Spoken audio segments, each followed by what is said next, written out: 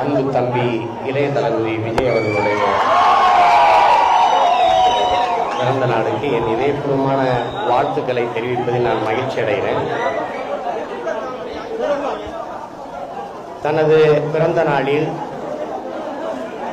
தன் அன்பிற்குரிய ரசிகர்களை எனக்காக பதாகைகள் வையுங்க, சுவரொட்டி ஒட்டுங்க என்று சொல்லாம இரத்த தானம் செய்யுங்க, கண் தானம் செய்யுங்க, மக்களுக்கு உதவுங்கள் என்று சொல்வதன் மூலம் இளைய தலைமுறை பிள்ளைகளை வழிகாட்டுகிற ஒரு தலைவனாக என்னுடைய தம்பி வளர்ந்து வருவதை பார்க்கிறேன்.